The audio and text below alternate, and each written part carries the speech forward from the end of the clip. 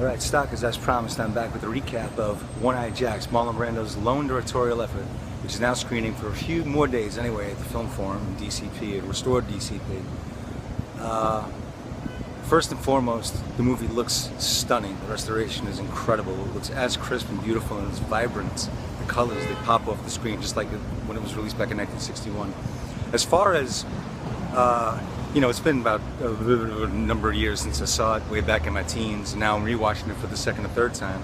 Probably the third time now. I think I watched it a few times when I first saw it. Does it hold up? Yes, and I definitely caught some things that, my knucklehead late teenage self probably didn't pick up on. I mean, there's a lot of angst and there's a lot of, there's a lot of existential crisis in this movie. I mean, it was made in the early 60s and Westerns were evolving at that point into deeper psychological territory. So there were things that I responded to back then because it is sort of a weird amalgamation of like the troubled teen pics of the 50s grafted onto a Western, but the characters are they're not teens really, they're older, but the dynamic of the movie sort of is a rejected son responding to the father who left him behind and having to confront the new family. So it's sort of a sins of the father, patriarchal guilt kind of a theme throughout the movie, and Brando is, ostensibly come back to seek justice.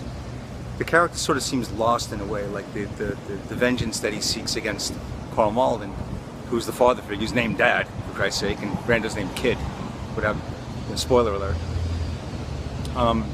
It seems like he has no identity except for that vengeance, and then as the movie progresses, you get to see various levels of how empty he is and how potentially, how potentially fulfilled his personality can be. How he's slowly maybe becoming a whole person, or maybe he's being consumed by vengeance.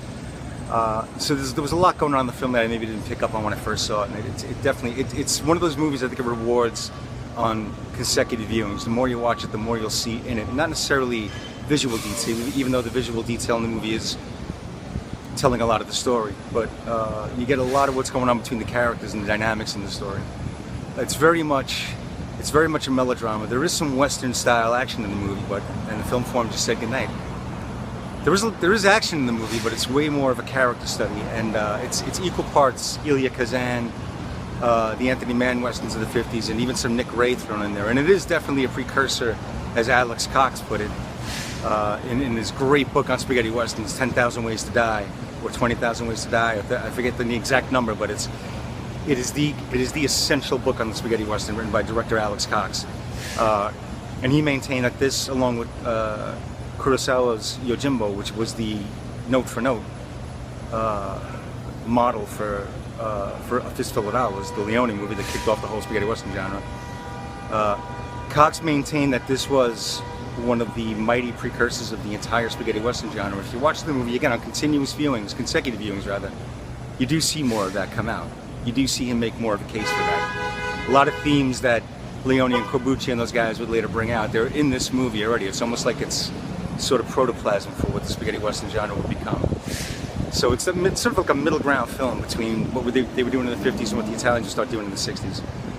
It's an essential Western. It was unfairly maligned for a very long time, and now I'm glad, again, the Film Foundation. There's too many things that begin with film. This is the Film Forum behind me. The Film Society's uptown. The Film Foundation, Martin Scorsese Film Foundation, restored this movie. If you can't make it to the Film Forum, hopefully it'll be back on the rep circuit routinely now that it's been restored and it's a 4K DCP. If not, Criterion's putting out what's sure to be an incredible edition. That's coming out this month, I think, at some point, early November. Well worth checking out, well worth the purchase. I think it's essential viewing, and it's one of Marlon Brando's most undersung, but I think one of his best performances. So yeah. Okay, so that's my wrap-up of Marlon Brando's One-Eyed Jacks. Thank you for tuning in to Nitrate Stock TV. Please spread the word about this channel. I'm not going to quit. No matter how many trucks go past me in the background, I'm still not going to quit doing this. So follow me on Facebook, on Twitter. Just follow me. I'm all over social media. They can't kick me off. They've tried. Trust me, they've tried.